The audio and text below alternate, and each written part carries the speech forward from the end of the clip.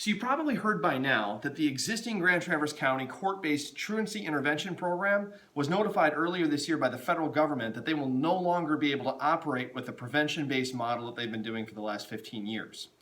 The existing model is kind of broken up into three distinct categories. So the first of which is identification. This is mostly what the principals like you and I have been doing with our job, is identifying which kids are truant, and then we would call the court to put them on truancy. The line was kind of right here. This is TCAPS, this is court.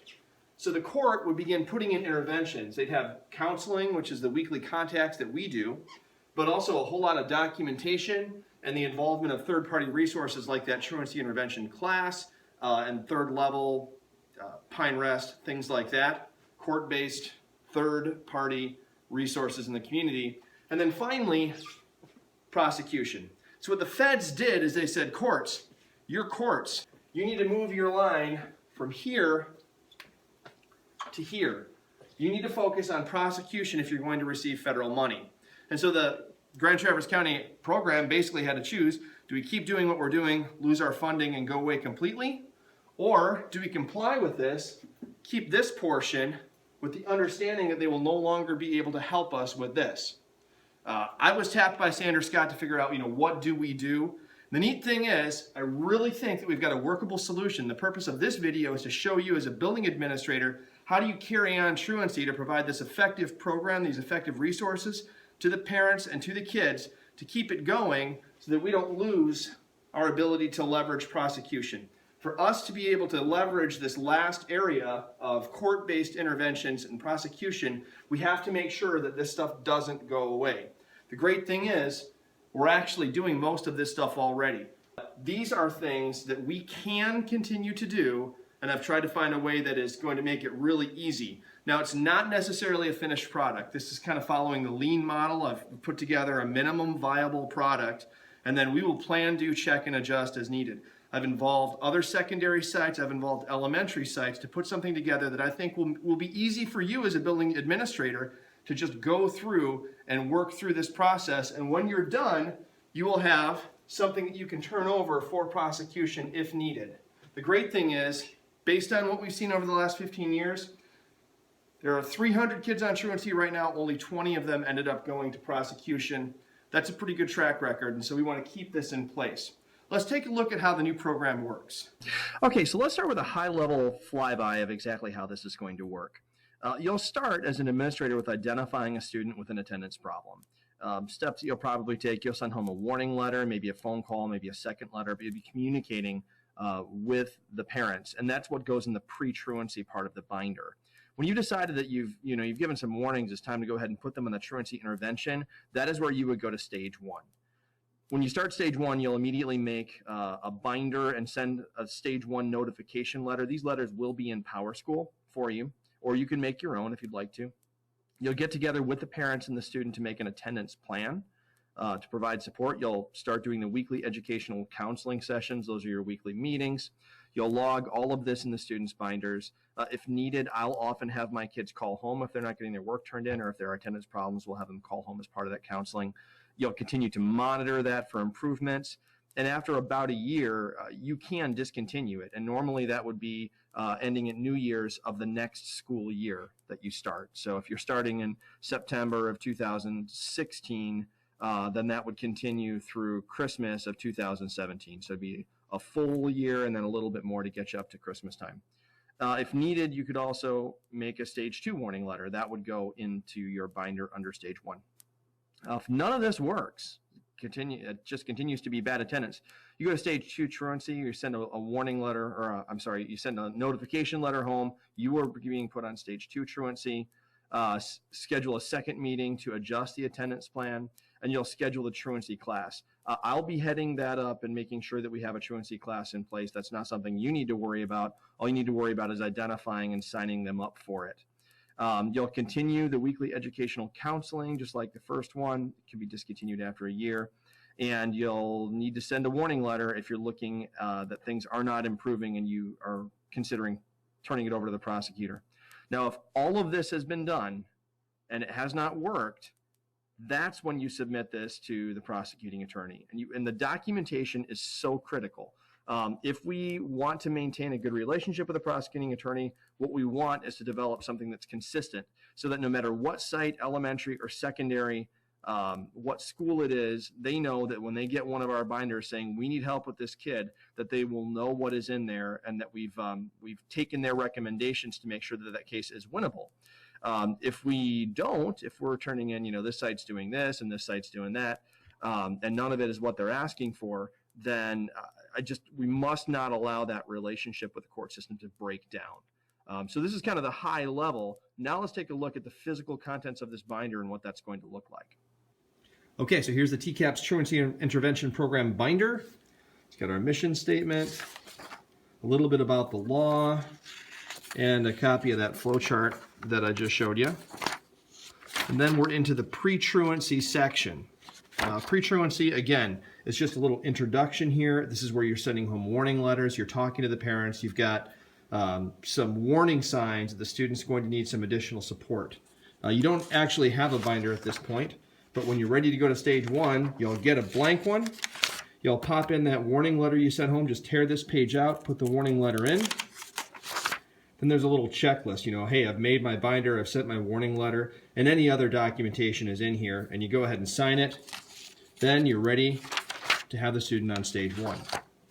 Stage 1's got a little bit of an introduction, explaining what stage 1 is all about. Many of you are already familiar with what a level 1 truancy would look like. You're either going to have improved attendance or you're going to have ongoing attendance problems. Those are the two possible outcomes of this. You put your stage 1 notification letter here, you tear that out.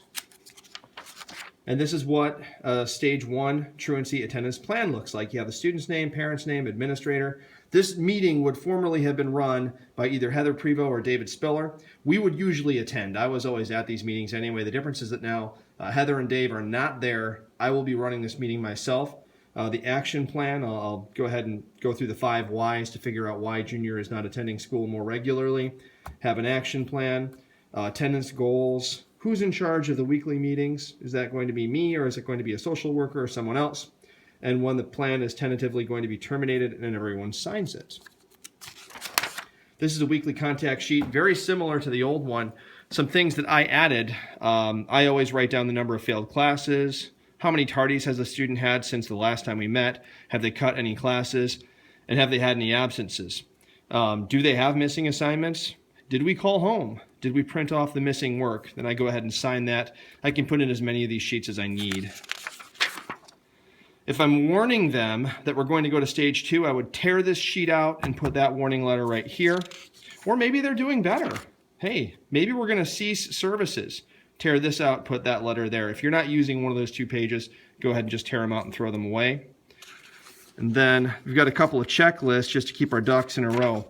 If we're ceasing services, we're all good, then we're going to go ahead and make sure that all this stuff is in the binder, sign it, date it, fold up the binder, and throw it in the CA60 for later, just in case we need it later. On the other hand, if things are getting worse, you use this checklist. Make sure that all of this stuff is here before proceeding to page 2.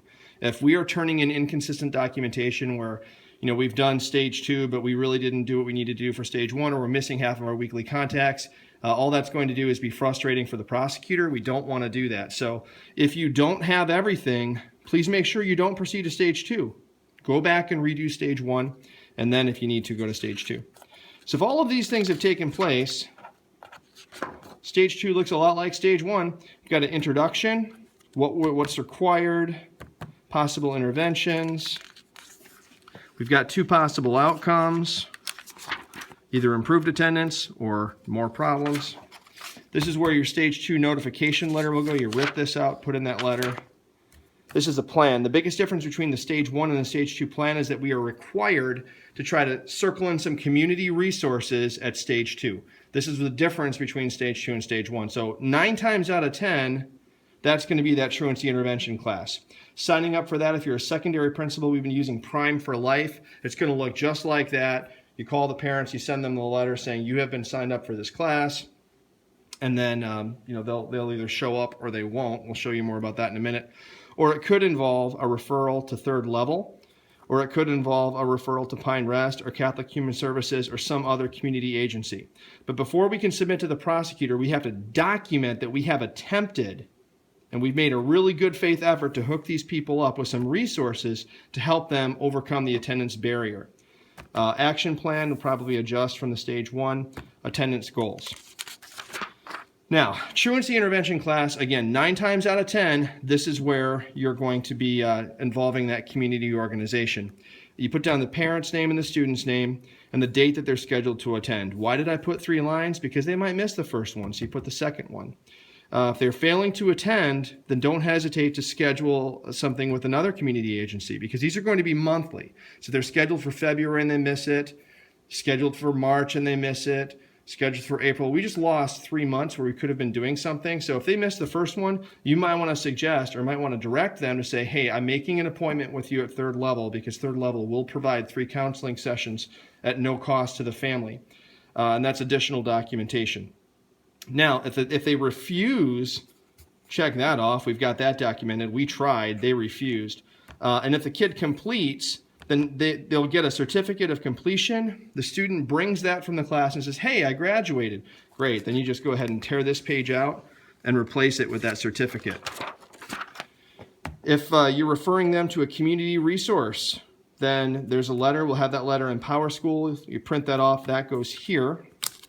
And the way that you refer, this is actually easier than it may sound at first. Let's say I've got a student, I'm referring them to 3rd level crisis center. All I have to do is fill out this form and fax it to that number. 3rd level is waiting for these forms. They will know what to do. You'll also print them, like I said, the letter I just referenced here that will be in PowerSchool. That letter will give them 10 days to contact Nicole at 3rd level crisis to set up their appointment. If they fail to do so, Nicole is going to fax this right back to you, because your name and fax are right there saying that they refuse to attend, or if they don't complete it. Or if they do complete it, she'll fax it back to you with the dates that they attended. So in terms of, you think about, oh my goodness, I've got to do all these things with third-party community agencies. It really is this simple. You send the letter, you fax this in, and then really your job is done. 3rd level takes over, they'll send you the documentation back. There's other possibilities. Pine Rest, I'm working with that. And then if we have more options as this program continues to grow, this is just a blank one that we'll have the same way. If any of these things, these third-party community agency things, you're not using them, they're not part of it, tear them out, throw them away. This is the weekly educational counseling log, same as before. If you're having a court intervention warning letter, it goes here. Or if you're ceasing services, that goes here. This is a checklist. If you're ceasing services, make sure everything's in order, throw it in the CA60. This is a checklist for court intervention. And if we're court interventioning, this is the last section and also the shortest. So court intervention, this is a little introduction here, explains how this process works. It's mostly filling out one more form and then photocopying it. This is the form. This will go in the front. This is what the prosecutor needs to see first if you're submitting this for prosecution. This is where your court intervention notification letter, that will again, all of this will be in PowerSchool, these letters. So you'll tear this out, put that in. And then this is just your final checklist, showing that you've got everything that prosecutor needs to do his job and do it easily. All of these things, you'll actually pop this open, take them out, and they want that first, so that when he opens it, he's got what he needs. So that's how the binder works. Now for a couple of frequently asked questions. People sometimes ask me, do we have to do it this way? I would consider this the minimum if you're looking for a winnable case with a prosecutor. If you've got some kind of special program, some other interventions that don't really fit the descriptions, go ahead and throw them in. You know, more data is always a good thing.